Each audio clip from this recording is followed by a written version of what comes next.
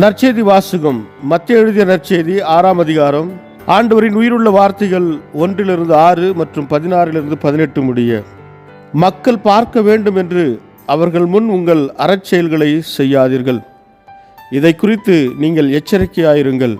இல்லையென்றால் உங்கள் விண்ணக தந்தையிடமிருந்து உங்களுக்கு கைமாறு கிடைக்காது. நீங்கள் தர்மம் செய்யும்போது உங்களை பற்றி தம்பட்டம் அடிக்காதீர்கள். வெளிவேடக்காரர் மக்கள் புகழ வேண்டுமென்று தொழுகை கூடங்களிலும் சந்துகளிலும் நின்று அவ்வாறு செய்வர். அவர்கள் தங்களுக்குரிய கைமாறு பெற்றுவிட்டார்கள் என உறுதியாக உங்களுக்கு சொல்லுகிறேன்.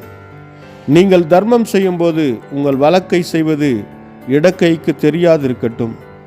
அப்பொழுது நீங்கள் செய்யும் தர்மம் மறைவாய் இருக்கும். மறைவாய் உள்ளதை காணும் உங்கள் தந்தையும் உங்களுக்கு கைமாறு அளிப்பார். நீங்கள் இறைவனிடம் வேண்டும் பொழுது வெளிவேடக்காரரை போல் இருக்க வேண்டாம்.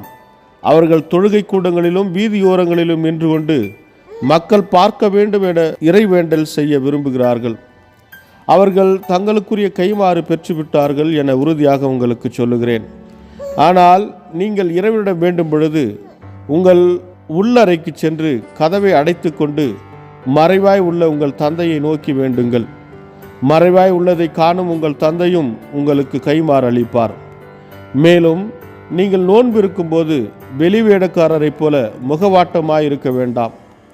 தாங்கள் நோன்பு இருப்பதை மக்கள் பார்க்க வேண்டும் என்றே அவர்கள் தங்கள் முகங்களை விகாரப்படுத்திக் கொள்கிறார்கள். அவர்கள் தங்களுக்குரிய கைமாறு பெற்றுவிட்டார்கள் என உறுதியாக உங்களுக்கு சொல்லுகிறேன்.